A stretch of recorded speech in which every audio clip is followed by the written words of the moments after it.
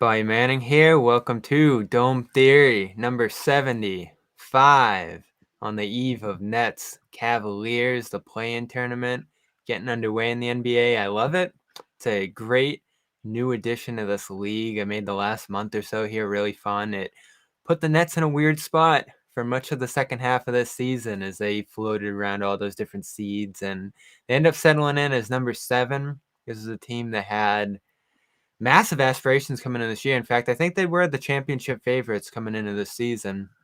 It's been rocky. They've had a massive roster transformation, and despite it all, they are still a team that other franchises look like they're fearing going into this postseason. We got some Bucks and Celtics maneuvering at the top of the conference heading into this week, and now the Celtics do line up against them in that number 2 slot if the Nets win tonight. We have Ajayi Browne here. Been great following his coverage with Nets Daily as well as the Nets Wire live in Brooklyn throughout this season. Getting into it on the Brooklyn beat this year, Ajayi is, and it's great to have him here on Dome Theory today to talk about a ton of Nets stuff, Ajayi. It's been an interesting year to start covering this team, I'd assume. Oh yeah, for sure. It's been hectic. It's actually more hectic than last year, and last year was pretty hectic. It's for Really the sure. first 3 years. So let's Right. get into this ESPN piece. Nothing too revelatory today as it drops before this game.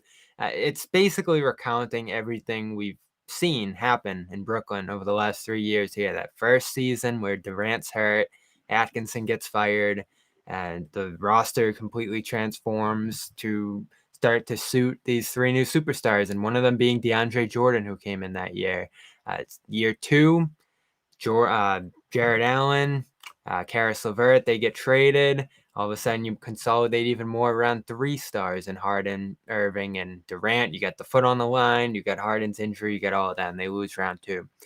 This year, I think we're all still trying to pick up the pieces from another Harden trade over to Philadelphia. Really the craziest trade I've ever seen in all of sports. Mid-season, he picks up, leaves to Philadelphia. Ben Simmons comes into Brooklyn, and here we stand. Still waiting for Ben Simmons' return. Harden's in Philadelphia, and Kyrie is back full time. And this is really, piece by piece what this piece got into here. But the big thing, I guess everybody's kicking around most out of this one is James Harden's shape and the contentiousness that caused there in Brooklyn. We saw it. He didn't look like himself to start this year. He still doesn't look like himself in Philadelphia.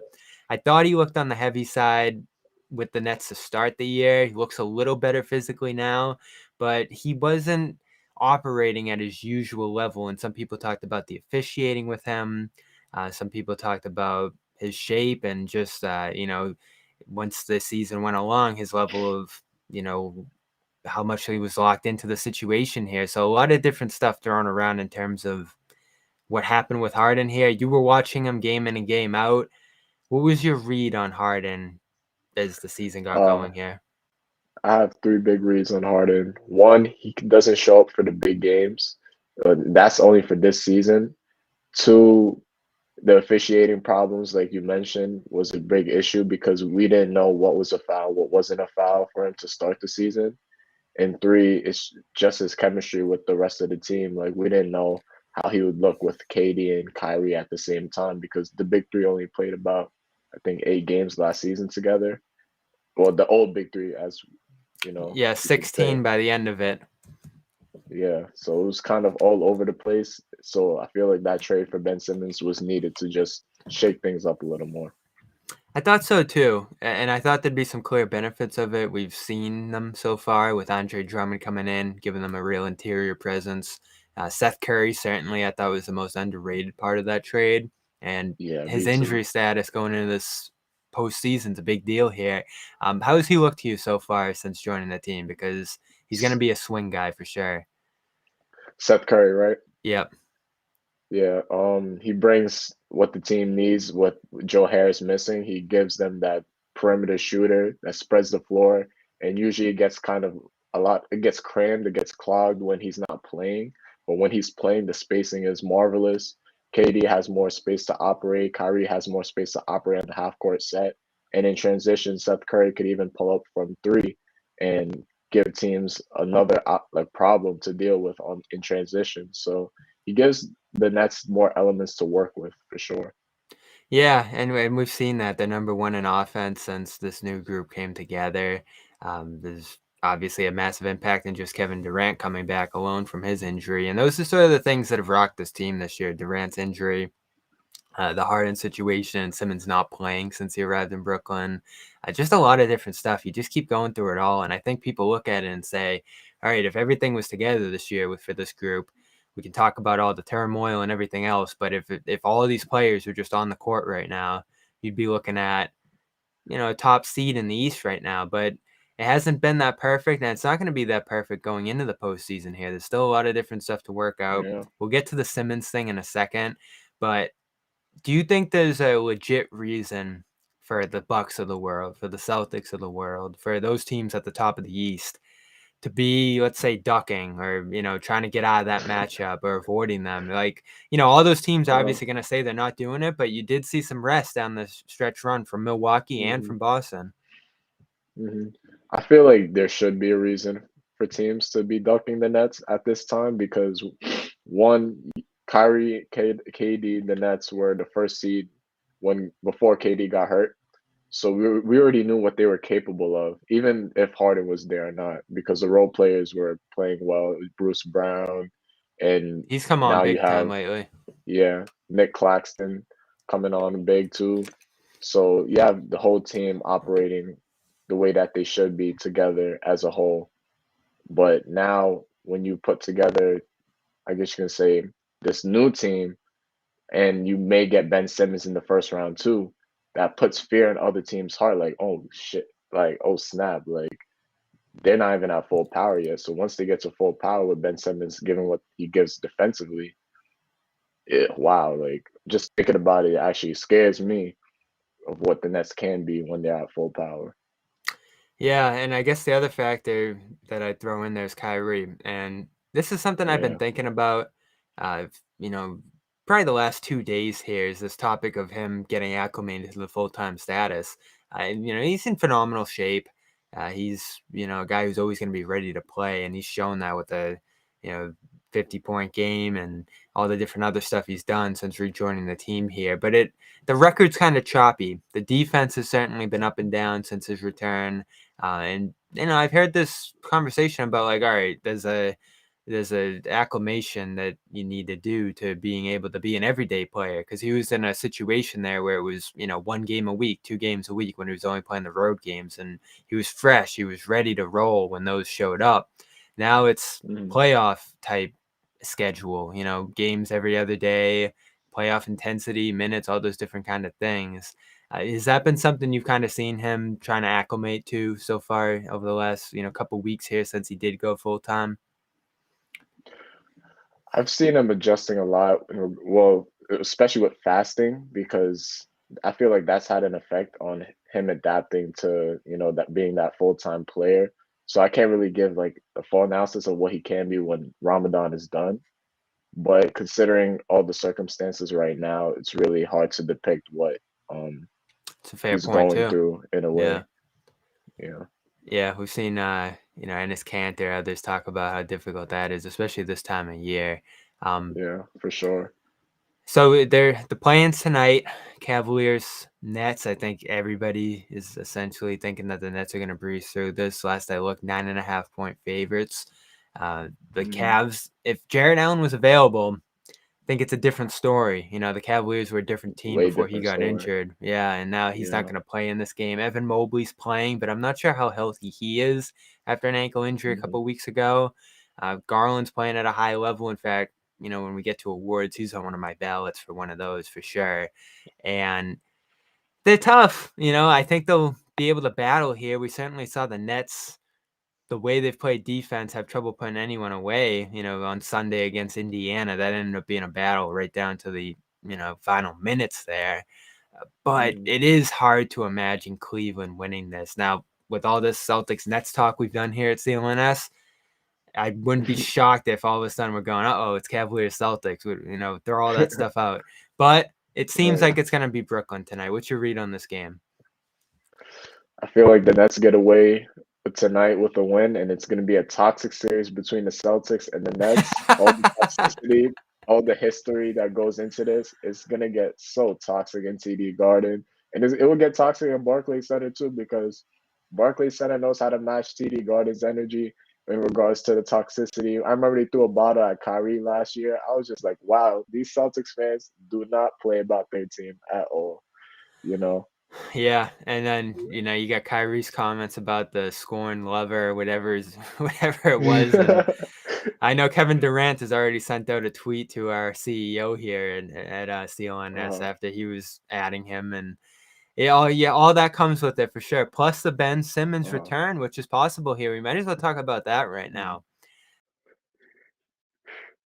Oh yeah, I think we can all agree with that.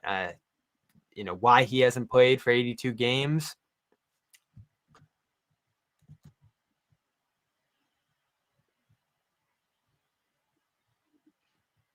Oop, you got me now? oh yeah, it was lagging. Yeah. Yeah, you asked me there, but Ben Mm, Simmons, sits for 82 games. Philadelphia, mental health stuff. Brooklyn, it's a hmm bad back. And now, Shams is starting to send those signals that he's going to be ready to go for the series. I don't know when it will be, probably later on. But hmm it looks like he's going to be a factor here somehow. And I don't know how that's going to look. Just getting his feet under him for games for the first time in a year, coming off a back injury here, playing with new teammates for the first time. There's a lot of stuff that goes into it beyond the fact that the last time we saw him last June, it was looking rough. 34% from the free throw hmm line, 2 shots in the fourth quarter, all that stuff we talk about when it comes to him. So just those like 3 factors with him floating over his head in the series, beyond the fact that it's playoff basketball for the first time, against a hmm team in the Celtics that just has some high level talent going back at him. I guess you could implement him in a smaller role into the series and have him be more of a complementary piece, which was the thinking the whole time in him coming to Brooklyn. But I'm sort of shocked that this is the spot that he and the team are looking at to insert him and, make his return. hmm For sure. I see him making that role of being like a Bruce Brown with more passing ability because he knows how to set up other players on the half court set and in transition better than actually Durant and Kyrie at times. Not all the time, but at times. So if you just implement him in that sort of role, and like you said, it's kind of a mitigated role, then you never know what can happen. And defensively, I see him more matched up with Tatum, who is a monster offensively, who is really hard to contain. And I know last year he dropped almost 50, or it was 50, I think, in game four or Game game three, yeah. five, game three. Mhm. Yeah, so just seeing that, you already know Jason Tatum's ready to play if the Nets move on today. Yeah, and he's a And you guys match. have Jalen Brown. Yeah. Yeah, and they're gonna need some perimeter guys because again, right now I just don't see on Brooklyn's end the defense that is needed to contain those guys. Not to mention other dangerous players like Al Horford, who's been getting rolling lately, Marcus Smart, who's had his shot. The later part of this season, I'm sure Brooklyn will try to direct a lot of shots his way, which is what teams have done hmm to try to get the ball out of Tatum and Brown's hands. But you need something at the point of attack against Tatum in particular. And last game, it was Kyrie a lot of the time. Like that was the matchup that the Celtics were hunting. And listen, Kyrie's got some hmm quick hands when he plays hard. I think he's a better defender than people think, but he's smaller. And a lot of the time, like he can just get blown by if he's not able to pick a guy's pocket. Very So true. they'll Very need true. Simmons in some kind of role. I agree on defense, but on Right. offense, I don't like. Is he gonna come off the bench? Like, is he gonna replace Bruce Brown in a starting lineup? Because I feel like on the offensive end, Brown's almost able to give you more right now than Simmons is, Right. especially in that role. For sure. But they're lucky to have both as options Yeah, anyways. But do you think even with these two implemented that the Celtics are capable of outscoring the Nets? I think we saw it in that last matchup, and we've seen it since Robert Williams hmm went down. That was a question, and that's obviously something that's looming over a potential series here too is his injury. 4-week outlook, I think, is what people are looking at. So that brings it to April 27th. Celtics are starting to send some signals here that he could maybe be back closer to the 3-week range, which would be next Wednesday. I think at least through game 4, game 5, there'll be no Rob in this series, and it's safe to assume that there'll be no Rob at all. So that's a change over last game. Simmons Okay. being out there would be a change as well. But in terms of keeping up offensively, the way Tatum's scoring right now and facilitating out of double teams, they've been one of the best offenses in the league too. A top 5 assist rate since Rob went down. I believe the number 1 offense still right up there with Brooklyn over that stretch of 6 games now. Now the competition wasn't great. I think Indiana's in there, and what was the last game? A Memphis team that sat everybody, and Milwaukee, and there was a mix of some good teams and some bad teams down the stretch of the season there. I didn't get a full picture on what the Celtics look like overall as a team without Rob so far, but I do get a sense that the offense can keep functioning at a high level, especially against Brooklyn, because Right. in that game, it was a lot of going downhill against mismatches on the Brooklyn side. Seth Curry, Mm, Kyrie, even Brooklyn's bigs, whether it was LaMarcus Aldridge and Nick Claxton, didn't do a great job containing Boston's wings. So this will be a shootout of a series if it happens for sure. yeah. It's just a matter of, I guess, what Kyrie you get, because Durant's going to put up Mm, his numbers. There's really no stopping him.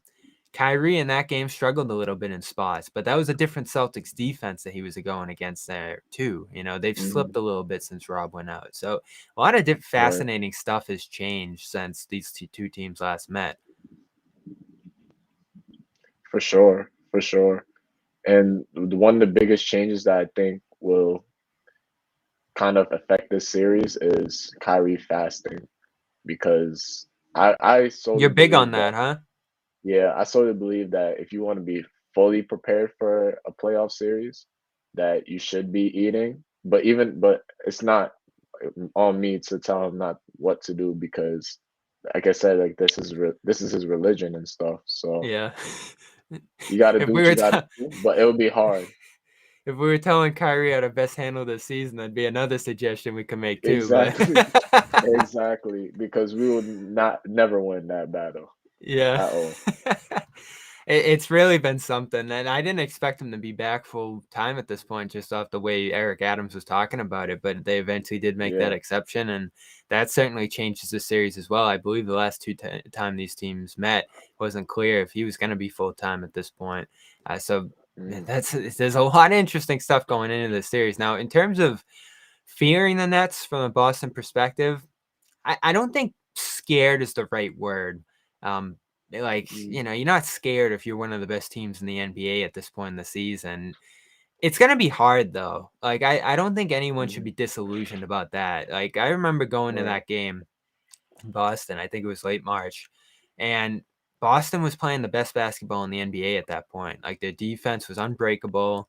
The stuff they were doing with Rob off the ball as a rim protector was, revelatory, and it didn't look like anyone had an answer for it. But first 2 minutes of the game, Durant lines up Rob, kind of pumps the brakes on him and pulls up over him and splashes. Kyrie does the same to Horford, and that's kind of the key matchup is Boston switching defense against the isolation play of the Nets because they can all hit jump shots, they can all score in isolation, all those perimeter players there, and that's how you attack Boston is you kind of line them up one-on-one and you go right at them. And now instead of Robert Williams, it's going to be Daniel Tice, who fouls a lot, isn't as long as Rob.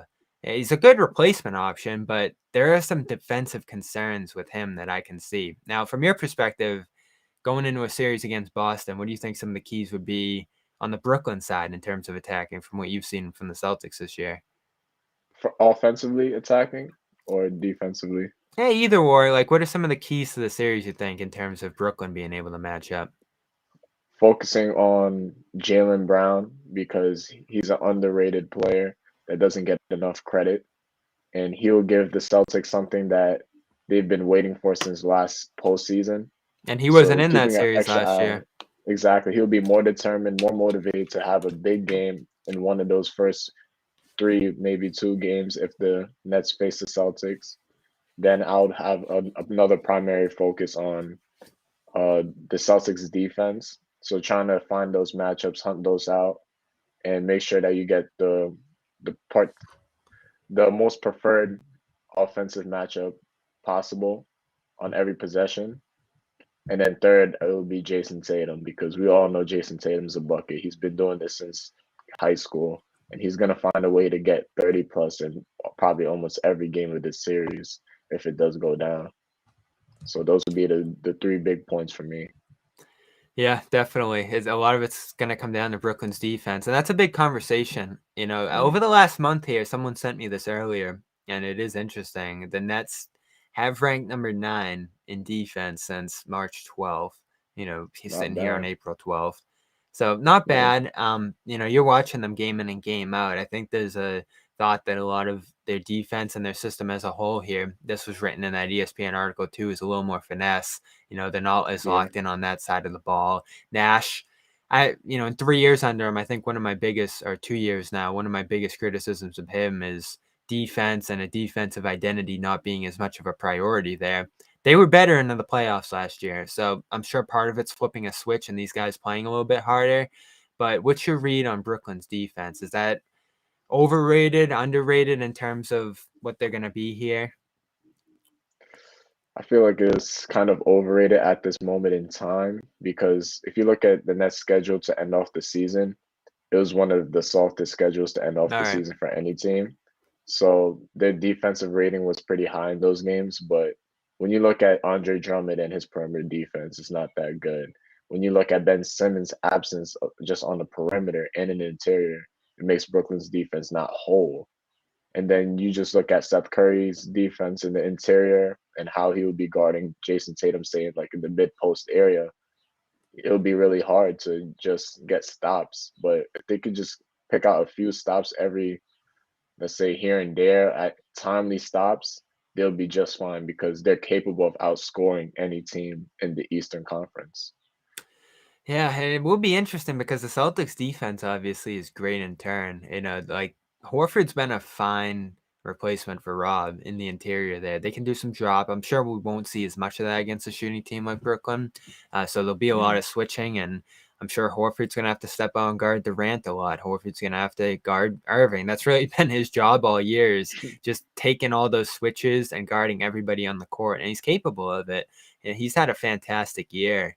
And yeah, it obviously looks key that they brought him in now, given that they've lost Rob here late in the season. Smart will probably be that point man on Kyrie. Tatum will guard Durant.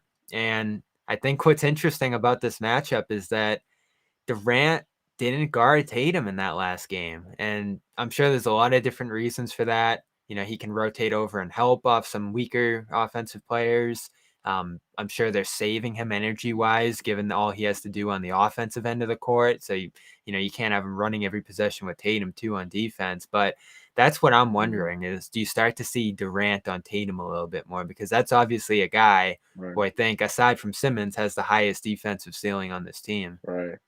Perhaps in the fourth quarter, we'll see more of that because the fourth quarter is the most important quarter. If it goes down to the wire, I see Kevin Durant taking on that matchup and saying, "Hey, let me get Jason Tatum to finish off this game. If there's a winner of this game, it has to be between us. It will be between Tatum and Durant, and if not between those two, it will be between Kyrie and Jalen Brown.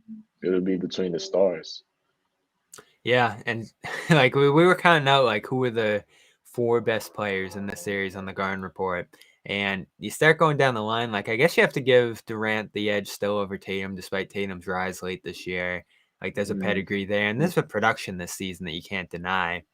Tatum would obviously be number 2, and then you get down to Brown and Irving. Does Irving still have that edge on Brown? Is Brown's gotten hot late this year? It's probably closer than people think. I still probably hand it to Irving by a little bit, but Jalen's closed that gap a little bit here. yeah, he has. He has. He has made a huge jump And who would in be his game. 5th if we were counting out all the best players in the series? Mm. If for either team, right? Yeah. If Ben Simmons is to play, then we can't ignore what he's been doing All right. when he That's has been where I on the was getting court. at. Would it Yeah, be him? Would defensive it be player of the Smart? candidate back then. Whew. But Smart is a great player for sure. Like with his improved 3-point shot over the years, he has become very dangerous as a player. So, like, and listen, I know the deal here. Like, it's tough to cover the Nets. Like, they're tight to the vest. Yeah. Nash, Nash will listen. Like, you hate to say the L word, but Nash was lying when all that James Harden conversation was going on. Like, I remember being in that presser when Uh-huh. he said it was a Nets Celtics game I was in Brooklyn for when he said we're not Uh-huh. going to make any moves at the deadline. James is staying, and sure enough, next day that trade goes through. So, like, I'm Mm-mm. sure there isn't a ton out there on Ben Simmons right now, but like, what do you know as far as like where he's at, what he's been doing in practice, like what to just expect from him? Because I don't think anyone Mm-mm. knows, and that's my biggest thing with him. Like, could he be the best play, the fifth best player on the floor in the series if he plays? If he's who he was before, there's a chance he could be like the fourth best player in this series, if he's putting up like those Mm-hmm. 25, 10, and 10 kind of nights. But if he's marginalized, if he's not doing as much, and if he doesn't look great or that backs bother him or whatever else, all these different concerns we have with him are out there, he could be a Mm-hmm. non-factor or even a detriment in this series. So like there's two extremes here. I know there's always somewhere in the middle, but I'm just looking at these two extremes and saying like he could swing this series in the right direction or the wrong direction. And I'm sure there's a thinking of like, all right, he's going to be good to go if we're putting him out there at all. But no one knows. And they're not talking about it much, I'd imagine. And we're all just kind of sitting here waiting to see what it looks like. Right. From what I've seen and all the practice videos that I've been seeing over the past couple of weeks, he looks really good, and his jumper is looking really good too. He's been working with Kyle Korver, who's one of the player development coaches for the Nets staff. He's got that improved jump shot coming in. So if he starts You're getting gonna his free put throws you're gonna in, put your money on Ben Simmons' jump shot. well, I don't see him shooting a ton of jump shots in the playoffs, but I see him shooting a lot of free throws because he'll be getting fouled a lot because there's not a lot of answers for him in the interior. So when you just throw in that and his passing ability, he'll be a problem. Like you said, he could be that fourth best player in the Nets Celtics series if the Nets were to move on today. If he's who he is, or if he's who he Yes, was, if and it's just you it's just exactly it's just so hard to tell. I mean, we really haven't seen him in just about a year on an NBA court, and we can watch all right. the practice videos in the world. But until he puts on the uniform and he gets out of that cutoff and the shorts and that real practice get up he's got there, I just don't know what to expect. I really don't. And I've never been Fair a enough. huge, I've never been a massive Ben Simmons guy. Like I just Hmm. thought there were things that he could have done in Philadelphia to adapt better next to Embiid that just didn't work. Now, is an easier fit here in Brooklyn? For sure. Like, you just got to let Durant and Kyrie do their thing. And, he can just be sort of that guy who fits in where he gets in terms of passing and rolling. I love what you said about the Bruce Brown role. That's his sweet spot. If he Hmm. can embrace it, but he's going to have Hmm. to, and he's going to have to roll, and he's going to have to set good screens, and he's going to have to pass out of those positions. And those are really things we Right. just haven't seen him do before. What was he doing in Right. Philadelphia? He was bringing the ball up, or it was just standing on that dunker spot and just kind of being out there. So I don't Right. know. Like that, I'm I not going to feel like rule him out, but yeah. I'm skeptical. Right. In that Sixers Hawks series, Ben wasn't as involved with the offense Yeah. as he should have though. But now that if he does, play down to that Bruce Brown role with the Nets, that's all fine when you're playing with Kevin Durant and Kyrie Irving, who are running the offense primarily.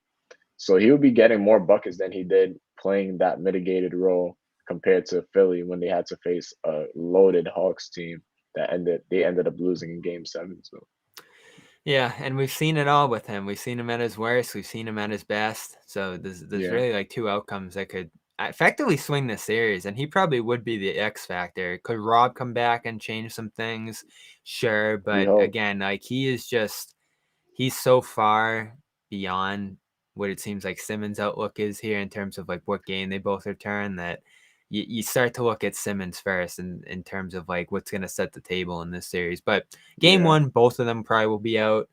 Joe Harris obviously out for the season. It looks like Seth Curry's playing through that ankle, but it looks like he's going to be good. Then on the Celtics side, it looks like they're pretty healthy. Marcus Smart saying he's feeling the best he has in years, and going into a postseason. Horford got some rest late in the year, so that's going to be key for him. Tatum, Brown, both dealing with some knee soreness, but nothing too serious there. So both these groups effectively, and Goran Dragic as well, who you have to mention is back from COVID protocol. Both these teams effectively nearing full health heading into a series here. So this is going to be like Eastern Conference Finals level basketball in round one. I Oh was yeah. kind of looking forward to the Bucks-Nets rematch, but this is pretty close in terms of the level these two teams are going to be going at here. Right. There's no cakewalk to the championship this season. Not this year. Yeah, Perhaps in past years, but this year, whoever wins deserves it. yeah, and whoever wins the series will be going on to a Milwaukee in terms of how the bracket lines up. Whew. Eastern Conference Yeah. Finals would be a Miami, a Philadelphia maybe if they get it together. So yeah, you're right. This path in the East is pretty daunting here, and that's why Hmm. listen, everybody's gonna say, we'll play who we play, and we're not worried about seeding and that different kind of stuff. Listen, the Celtics sat a game that effectively was going to decide the 2 seed between them and the Bucks last week, and the Bucks, listen, they sat everybody. They started Drew Holiday, had him foul once to get his incentive, and then he sat down in that game. So they were clearly ducking the 2 seed too. I don't think either team is off the hook in terms of what they were doing there. So Yeah. listen, there's a reason to be concerned about playing the Nets. There's no doubt about that. Right. You still But should probably beat them. if anybody would want to play the Nets, I just knew it would be the Boston Celtics, if anything, All right. because they're ready. They're ready for this. So here's If here's the it big comes down to question. it. It's prediction time. Who would you have in a series between these two?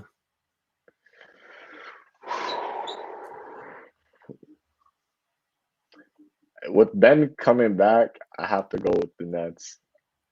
I have to because Ben gives them everything they're missing. And with the addition of Andre Drummond with rebounding, which the Nets struggled with prior to the trade deadline, that's something that they'll easily handle when it comes to playing Boston. And with no Robert Williams, no Time Lord, it's gonna be tough. Even with Daniel Tice and Al Horford, it's gonna be a battle in the interior. It's gonna be a battle on the perimeter. And I feel like the Nets win every category except for turnovers because the Nets will be turning over the ball a lot. Yeah, we did see that on Yeah, Sunday. And the yeah. Celtics are that disruptive defensively. They're so capable of switching all Hmm. 5 positions. There'll Right. be stretches where I think they can hold the Nets offense down a little bit there, but I'm going with the Celtics. I think that I've seen the Celtics at their best this year. We saw them at their 18 and 21 worst Hmm. early in the season. And I think the defining line between those were when they were able to get their offense moving, swinging, hitting shots, all those different kind of things. That's when they looked at their best. When it was getting stagnant and they were playing in isolation and going one-on-one, that was when they were at their worst. And in terms of what the Nets have out there for defenders, Tatum's going to be able to get downhill. He's going to be able to get to the basket and he's going to be able to make some passes from there. So it does come down to shooting. This team's been all over the place as a shooting group all year. They have a lot of up and down shooters, whether it's Derek White, Smart, Horford's had a crazy up and down year. So a lot of it's going to come down to them for hitting shots. But in Hmm. terms of the movement and the activity offensively that they need to get those shots, I'm very confident that they can get those against Brooklyn. And it's a big reason I feel good about them in the series. I've never respected Brooklyn's defense. Even go looking back on Okay. looking back at that Bucks series last year, everybody talks about the foot on the line and everybody talks about that moment, but the Nets really struggled to get stops on the Bucks that entire series. Yeah. And if they were fully loaded with the big three, like you said, they're capable of outscoring everybody. But that group's gone. Harden's gone. Irving and Durant can still do a lot offensively, but that's different from Irving, Durant, and Harden. If it was those three in Right. this series, I'd be picking the Nets. But Simmons, at least offensively, it's not the same. Right. They're gonna need Ben Simmons more for the defensive end, but in regards to the offensive spacing with Seth Curry, with Goran Dragic, with Bruce Brown hitting his threes now, the Nets are still capable of outscoring any team. And when I say any team, I mean any team in the Eastern Conference or the Western Conference, with KD and Kyrie running the offense primarily. So it Mm-hmm. will have to come down to Boston being ready to hit all their shots from the perimeter, to hit basically all their shots in the interior, getting to the free throw line, causing havoc defensively. They'll have to work for every possession against the Nets because it's going to be really, really difficult for them to do that and pull that off. So Celtics awaiting the winner of the Nets and the Cavaliers game tonight at 7. Game for now still going on. I know we want to send our thoughts and prayers to everybody who was involved in the shooting in Brooklyn today. 10 shot in the subway on 36th Street, not too far from where the Nets practice. Pretty ghastly scene. Really rough day for the city of New York. And I know a lot of the Nets out of practice, they're pretty shocked seeing it on television, just blocks from where they were at shoot around this morning. So seems like the game's going to still go on. Obviously, a pretty somber mood over it, and we'll see what happens there. But as far as just the day for New York, pretty rough one out there. So of course we're sending our prayers out to everybody. As far as I've seen last reports, no deaths, which is a miracle. But of course, Ajayi, native of Brooklyn, there, it's tough to watch, I'd imagine. Yeah, for sure. There's always devastating things that happen around here, and we're just forced to kind of move on from them. But it's so hard to do that knowing that every day or every moment or every week something like this can happen because of the randomness of these attacks. Yeah. So before we get you out of here, I do want to talk a little bit of words. Um, Yeah, for sure. that's they're getting thrown around. Everybody's debating them. It really does feel like one of the most contentious awards races we've ever seen, in the NBA, at least in my recent years covering it. The MVP one, people still making the cases for the field against Nikola Jokic, who I think has emerged as a pretty heavy favorite here, especially looking at some ballots that have dropped out. But the other ones, I think there really are some interesting races. Defensive Player of the Year, Rookie of the Year is like a hot 3-man Hmm. race at this point. Coach of the Year, a million different names. So I'm going to read off my ballot for the first time as we go along here. I'll take any thoughts Okay. you have on them as well. But in terms of MVP, I ended up going with Nikola Jokic. No surprise there. Hmm. Like just the weight he carried this year. I've never been the biggest Jokic guy in terms of comparing him to Giannis and Embiid and just the offensive and defensive weight that those two carry. But Jokic stepped up his defense big time this year too. Nuggets were top 10 on that end for a lot of the year. And I just look at the teammates he has, Will Barton, um, Jeff Green, Bones Highland and a rookie, Aaron Gordon, who's not always the most consistent offensively. Everybody wants to make a debate here, but I just don't see it. I had Giannis 2 in terms of just a phenomenal offensive and defensive year for him, carrying the Bucks the whole way through Brook Lopez injuries and other ones. Embiid's 3rd. I know a lot of people are going to be upset about that, but no knock on coming in 3rd in this race to me. I did position Tatum in 4th just in terms of his two-way impact as well. But if anyone had Devin Booker over him, I wouldn't have a huge problem just because of how good the Suns were this year. And I did end up having Yeah. Booker 5th. Who would be your MVP? Well, before I go to that, I did have Tatum as being an MVP candidate at the beginning of the season because I knew he was going to go off like this because his game is crazy. It's so rare and so unique. But my MVP, it'll have to be Joel Embiid. He's the scoring champ. He played without one of his stars to start off the season. Tyrese Maxey wasn't predicted to make this jump in his game. And if you just look at the scoring for his team, everything has to work through him. Like every team that they face, they're just getting the ball to Joel Embiid in the post. He gets a lot of touches every game, similar to Jokic, but Embiid has the edge because they have more of a winning record to me because Jokic is doing everything in almost every category. They do have a better record, but it's tighter than people think. I mean, What are we Yeah. talking? 51-48. So it's a 3-game Yeah. difference. I guess it might matter to some degree, but it's not a massive one. If we were talking about Yeah. a guy on the Suns, 60 wins, might be a Yeah. different story there, but I just can't get over the Nuggets, that roster. And I know the Sixers Yeah. haven't had the best one either, especially without Simmons early in the year, but still Tyrese Maxey, Tobias Harris, there's enough there, I think, to get by. But man, Denver, like that team, if you took Jokic out, and the numbers do show this in terms of the on-off, they will drop by like 30 points for 100 possessions when he's off the floor. They die in that third quarter run without him every game. And Yikes. you just think of like the Yes. minutes and the load he's been handling too. Like, listen, I'm not saying Embiid's the stupidest choice in the world and that you're an idiot, but like, Mm. man, I've been so impressed by Jokic this year. Just looking up every night, back to Right. backs, 36, 13 rebounds, 8 assists.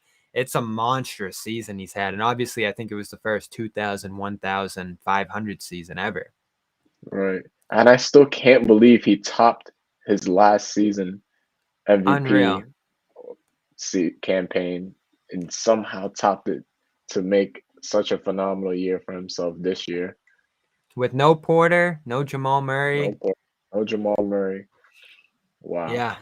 So, Is it enough again, to get out the first round though against the Warriors? it'll be a close series. Draymond Green's a tough matchup for him to go against, but I do think Mm-hmm. there's tough matchups on the Warriors end too in terms of being able to handle him. So, Mm-hmm. ooh, let me hold off on that one. I got to think All about right. that one. That's a tight We'll series. see. That's one of the toughest first Yeah. round series, I think. That was a tough draw for Yeah. the Warriors. Plus, Steph Curry's health is a big deal going into that one as well. Yeah. Um, Rookie of the year, I don't know how close of a tabs you've kept on that race, but you got Evan Mobley, you got Scotty Barnes, you got Cade Cunningham effectively in this one. Cade started super slow. Honestly, he was terrible to start this year coming off the ankle injury, but came on big time. I think his March, I want to say, was the best statistical month by a rookie since MJ. So he's got that Wow. going for him. Late charge, doing everything for Detroit. I think that's part of his argument as well. Scotty Barnes, obviously a two-way impact. Maybe the best player on the Raptors this year. I know Siakam's right up there too, but there's been games where he has led them in terms of passing, scoring, and defensively. And they obviously ended up being a 5 seed off his contributions this year. So Barnes has a strong case going into this, but my pick is Evan Mobley. Ooh. Defense, I don't think a rookie has impacted the defensive side of the ball, which was obviously the Cavaliers' calling card for much of the season since, like, I don't even know who you would point to in terms of like a rookie who came in and did all that right away on that end. I'd have to think about it. But you hear Kevin Mm-hmm. Garnett comparisons. Obviously, he's got the size, the length to impact that end. Offensively, he's come on big time second half of the season. And they were, a top 8 team effectively in the league for much of the start of the year before the injuries set into Ricky Rubio and Colin Sexton and, Yeah. others since. Jared Allen, especially lately, they've really gone under since he got hurt. So Mobley, other rookies have been hotter later in the year. There's a recency bias in this award and a lot of awards, I would say. But if we're just looking at the whole of this season and who was the most impactful rookie the whole way, I think you got to go with Mobley. Right. I mean, I go against that. I have to go with Scotty Barnes All right. because Scotty Barnes, they asked him for so much in just his first year, similar to Evan Mobley. It's definitely between these two. And he's helped them in transition. He's passing, he's scoring, he's rebounding. He's pretty much doing it all. And he's doing more than the projected rookies like Cade Cunningham or Jalen Green was supposed to do. Like no one thought Scotty Barnes was even going to get drafted that early in the draft. So for him to have this much of an impact, it shows me that he's ready for the league. He's ready for whatever comes next. And it'll have to be between him and Mobley for sure. But Mobley's defensive impact is far more better for sure. So if they give Yeah. it to Mobley, I wouldn't be mad.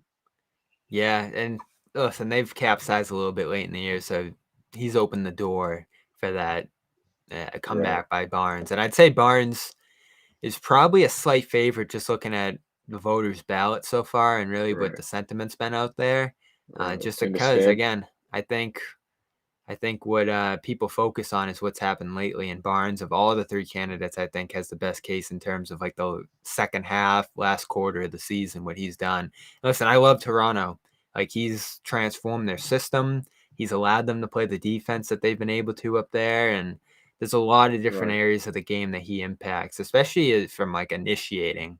And I think that's a big deal for a lot of people is being able to start the offense, get his own, and carry their offense. They do a lot of isolation up there, so he's been able to score on his own this year in a very impactful way. Cunningham's done that too. There were some games where I was just blown away by Cade, but defensively didn't cut it. The Pistons stunk all year. It's a little easier to put up numbers on a team that's bad. So no knock on him. I love him as a player, but I can't see him winning it. Barnes, Mobley, I don't think you can go wrong either way there, but I am going to go with Mobley. Yeah. So that one will be Yeah. very Fair. close. I'm very interested to see how that one shakes out. This one's Mhm. always tough. Most improved.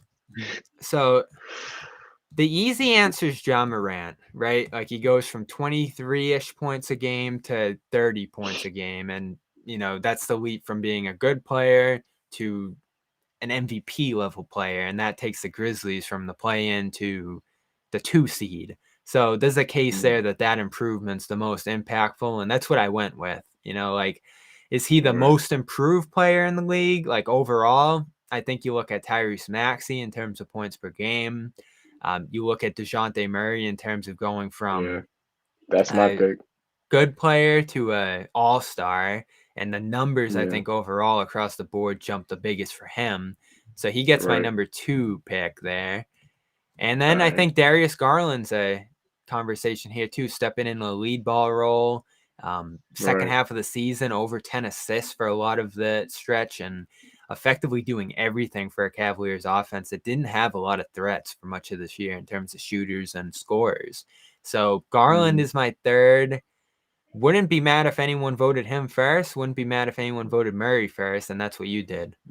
Yeah. My pick is DeJounte Murray. He led the franchise in most triple doubles in a season. Like you said, he's an all-star. He's having an increased role and he's putting up big numbers for a franchise that just snuck into the play-in tournament. So I'm That's a giving big him the edge. accomplishment too. Yeah, Yeah. I mean they effectively tanked the trade deadline, trading away. Thad Young wasn't a big impact, but that's a selling move. Giving up Derek Right. White, for future considerations. Josh Richardson helped them a little bit, but they were heading toward the lottery at the trade deadline, and he lifted them back up to the playoffs over the Lakers, which Yeah. isn't a big accomplishment, but Yeah. um, they took advantage of it. So Yeah, Murray, for I would sure. love if he'd win that award. Like Mm. he's one of my favorite young players in this league. There was a dream of a lot of Celtics fans for a long time to go out there and get him when he was more unsung, but he's untouchable Mm. now. It's funny too, like when we Yeah. were talking about Ben Simmons packages, it was like, could you get Murray? And me and other people said, no way. Like, you would rather have Murray right now over Ben Simmons. I think that still has held true, since the Simmons trade Wow. went down. He's Mhm. amazing. The numbers are astounding. Coach of the year, I, I'm looking at the ballots that are out there so far from the voters, and it feels like Monty Williams is going to run away with this one, which I don't love. Monty's great. This is the 3-year process of turning that team from a dumpster fire to a championship favorite, I would say, this year, in terms Mm. of what their path's going to look like. So I don't think it'll be a disgrace if he wins, but in terms of like actually coaching and like scheming and lifting a team up, you got a lot of good cases with JB Bickerstaff of the Cavs, who has lost a lot of players this year, took what was expected to be a 26 win team to the play-in. Jason Kidd making a Mavericks defense that was pretty rough for a couple of years there under Luka Doncic into a top 5 unit. That's impressive to Mm. me. So he is third on my ballot. Eric Spoelstra getting awesome performances out of Omer Yurtseven and Gabe Vincent, Kyle Guy, Max Strus, making him a starter in this league. That's astounding coaching. but maybe I'm biased because I've been around him day in and day out. I went with Ime Udoka, the former Nets assistant and now Celtics rookie head coach, turning an 18-21 team into a 2 seed with 28 wins over Very their last impressive. 35 games. Number 1 defense, number 1 offense since the trade deadline. I don't know how you pick anyone else. And you think of how he transformed Tatum's game, Brown's game, Yeah. making them both playmakers, turning Rob into a star on the defensive end of the court after he barely played last year. His impact from a coaching perspective is just unmatched to me this year. Right. I have to go with Monty Williams. Only because of the wins and his impact since last season. Like I feel like he should have won last season because he turned the Phoenix Suns from a losing franchise that missed the playoffs to a franchise that That's made the fair, but playoffs to is actually this get to like the the finals. Grammy career achievement award? Like It should be. It should be. So they owe Monty Williams a coach of the year since last year. So they have to give it to him now because he has a winning record, the most wins in the NBA for the who regular won season. last year? They I'm got to trying to give it to think. him. He should have won last year. I'm trying to think of who the coach of the year was last year. I'm gonna look it up real quick because I Mm. agree with you there. He should have won last year. Tom Thibodeau took it, which Yeah. see how that went. I don't understand. I don't. I really don't understand how, but I'm not it's gonna give whatever. Monty the 2022. We're gonna take Right. Tibbs's 21 and give it to Right. Monty. That's how we're gonna handle this Exactly. one. Because if Um, Monty won last season, this year would have went to Ime Udoka, Jason Kidd, or even JB Bickerstaff, like you said. yeah. Um, let's six man of the year is easy, right? Do we all agree, Tyler Yeah, Hero? Tyler Hero. Yeah. Yeah, that might be unanimous. Yep. Kelly Oubre is floating around. Kevin Love was fine, but that is the only runaway award this year, I would say. That brings us to Yeah. Defensive Player of the Year award. By the way, Hero carrying that team for a lot of the year through injuries and stuff. Big credit to him. Hmm. I don't know how many Heat are going to get recognized for their first seeded season. Maybe Spoelstra does. Maybe Jimmy Butler does in the All NBA side, but I'm glad Hero does because a 1 seed does deserve an award recipient. Defensive Player of the Hmm. Year. This is going to be the most tightly contested. I've seen votes for Rudy, Giannis, Bam, Mikal Bridges, as well as Marcus Smart so far. All first place votes for all of those guys on official ballots. My Right. ballot, it was tough. I actually thought Robert Williams would have been my pick from the Celtics for this one in terms of representing the number 1 defense in the league. He gets Hmm. hurt. I was eventually convinced to go with Marcus Smart just from the communication standpoint, defending 5 positions, among the steals leaders, among the loose ball recovered leaders, a lot of different statistical backings for him, but just in terms of the energy, the communicator, and the organizer of the number 1 defense in the league, I think that gives him the edge over Giannis, who was still great this year, but had to play a little more center. Their defense fell to the 20s at times, so I think you need to be a top 10 defense as a team to have a winner in this award. Draymond Green was probably the favorite for a while, but he missed a ton of games, so I can't give it to him. And Rudy, I'm not one of the Rudy haters. I respect his impact, so I do put him in at second or third here, just Hmm. because of the deterrence. And really, he held a heavy weight on that side of the ball this year because they have no Hmm. perimeter defenders there in Utah. So if he wins, I'm not going to be too upset, but I am going with Marcus Smart for this award because I think the number 1 defense in the league should have a winner, should have a representative here. Right. Well, I respect your decision with choosing Marcus Smart. He is impressive defensively. That's why he's one of my worries if the Nets match up with the Celtics in the playoffs. But if I have to go with the defensive player of the year, I'm going with Rudy Gobert. I'm tired of him getting slept on too much. He Come on, he's literally piled up these he awards. anchors Slept the on. he anchors the interior like no other. He knows how to play help defense like no other. He blocks like no other in the league. There's literally nothing he can do defensively in the interior. And All yeah, right. you can say on the perimeter Yeah, it's there we kind of go. like tough for him, but his closeouts with just his length still forces some misses. So I have to give it to Rudy Gobert. He's the best defensive player in the league for sure. And I, So I'm giving it I, to him. I get torn on that one because, like I said, I carry a team's defensive results heavily in my considerations there, but at the same time, like his impact was the only reason they were even in the race for a top 10 defensive spot. In the end, they ended up Yeah. 10th. So they were a top 10 defense. He was a big reason for that. I'm not mad if he wins, but the Celtics were, 4 points better per 100 on that end. 106.2. They end up number one. Stinks that Rob couldn't really end up getting in the race here with that injury. It Right. doesn't feel like there's much momentum for him Right. because I do feel like he was the guy who took the Celtics defense to the next level. But Right. we'll And see. paired It'll be up. a tight one. Yeah, Mikal paired Bridges up getting is just crazy. votes is pretty astounding here too. I haven't watched a ton Yeah. of him on that side of the ball this year, but his versatility kind of speaks for itself. They've had a top 5 defense, top 10 throughout this season. I just feel like, Right. you got other perimeter defenders there. You have Ayton. It's more of I don't want to say it's more of a team system because obviously the Celtics Yeah. system is a It's team true system though. too, but It's um, true. For you both know, situations. yeah. So maybe that's a credit to Rudy as well. Listen, there's a bias against Rudy. Like there really is. No There one is a wants to bias give against him. Rudy No one wants to because he's give him. stacking them up. Yeah, no one wants to give him the credit he Uh, deserves. But I think uh, the voters will. Kevin O'Connor and others. I already see yeah. 3 place votes for Rudy so far. 3 for Smart as well. And I think Bam Adebayo is Mm. getting a lot of love for first place with 3 votes as well. He Oh missed a wow. So ton it's of gonna games be though. close. Yeah, it's gonna be Yeah. very close. There's so many names in this race this year. All NBA.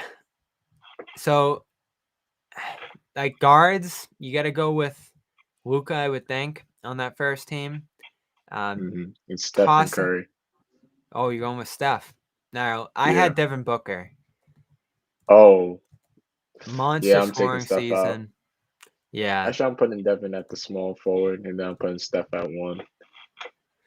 Now you can do that. That's the tricky thing about the All NBAs this year. I Mm, stayed very tight to the positions. I went Booker, Doncic, Tatum at the 3, who I think people would take off if they were including Embiid or Jokic, depending on which way you went at the center.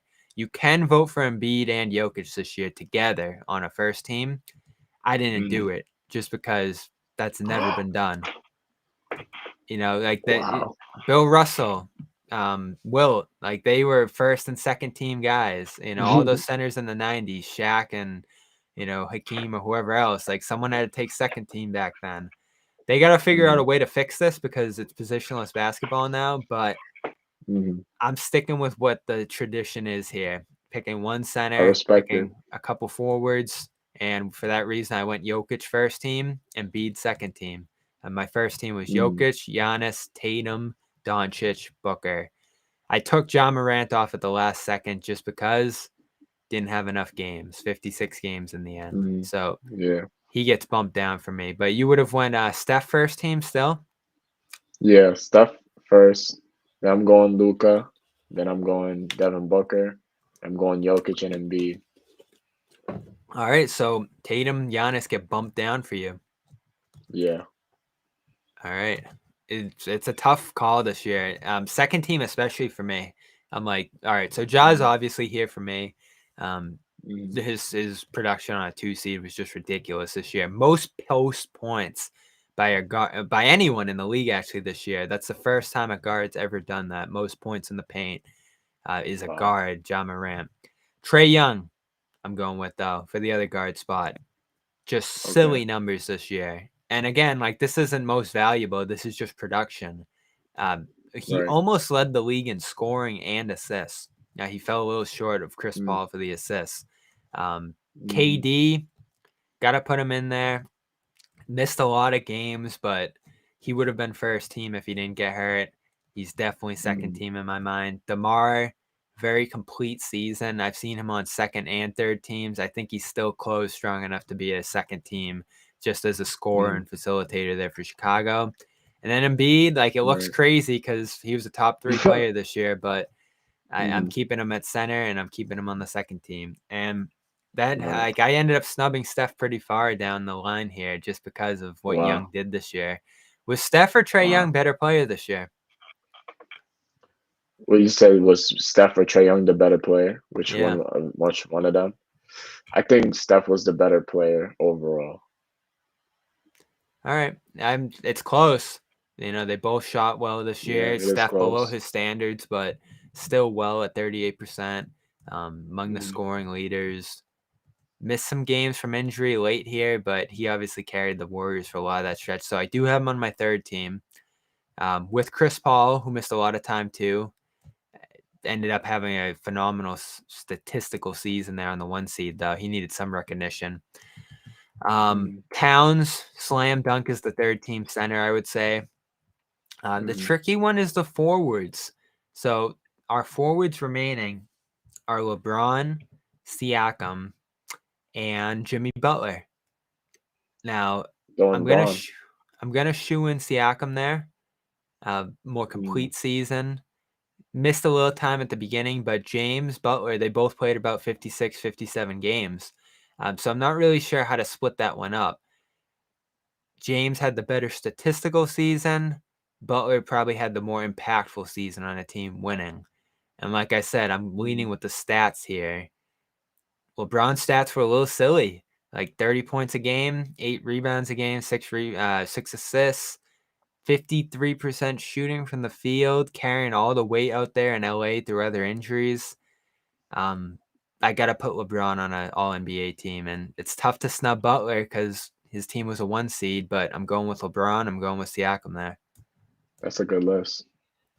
So there's our All NBA.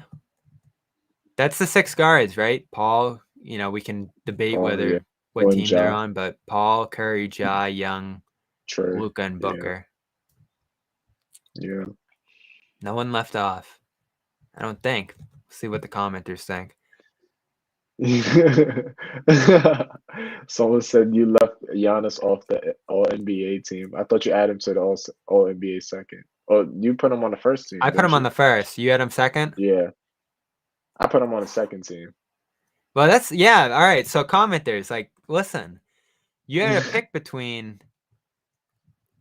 Embiid, Jokic, and Giannis, like 2 spots effectively on that first team. And you ended up doing 3 guards. But someone's going to get left off that first team. Because again, I don't think the voters are going to vote for enough, forward votes for Embiid to actually have him classified as a forward. And again, you're either doing that for Mm, Jokic or you're doing that for Embiid. So both of them are going to get classified as a center. One of them's going to fall to the second team, which is crazy, but that's how it's always gone.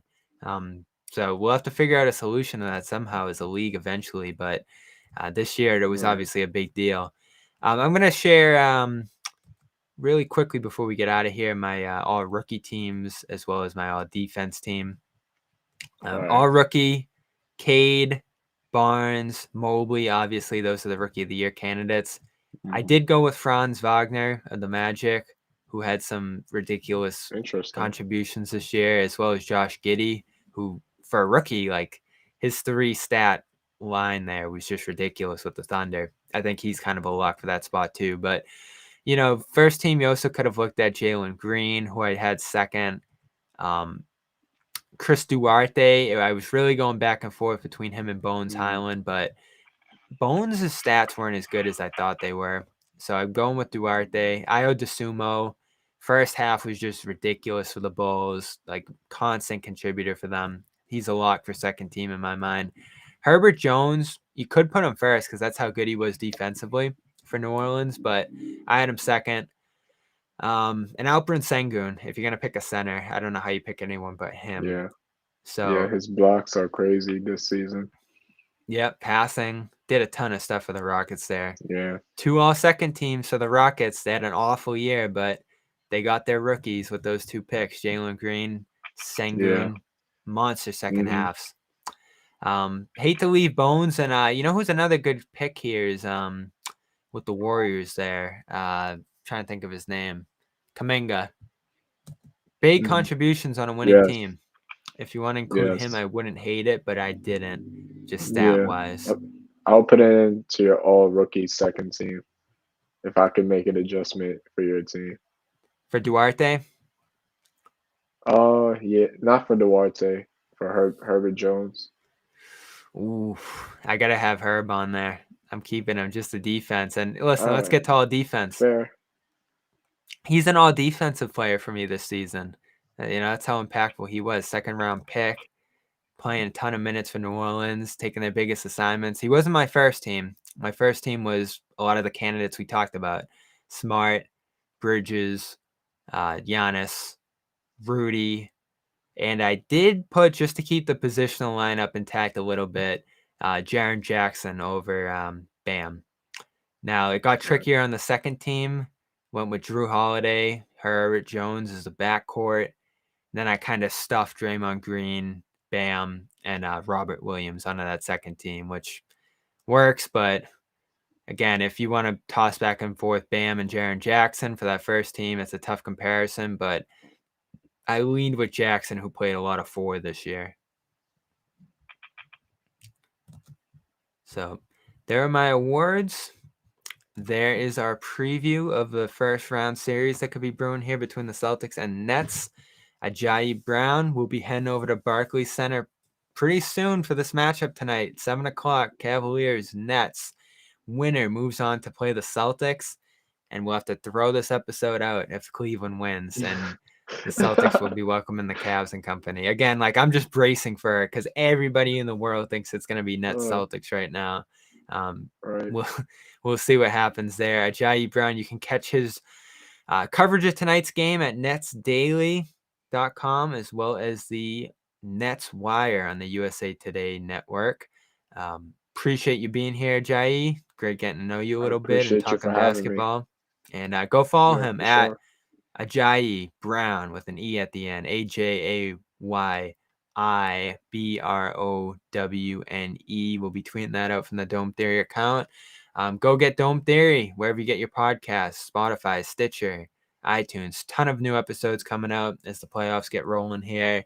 Some topical stuff as well as a lot of Celtics and game stuff going on here. And people were asking, we are going live tonight after the Nets and Cavaliers to talk about whatever the Celtics series is going to be starting Sunday. Game 1, Celtics will host the winner of this game in Boston. Ajayi, be safe out there. Have a great time at the game, and we'll be following along. Appreciate that, Bobby. Appreciate that. And I'll be tuned in with your Celtics coverage as well.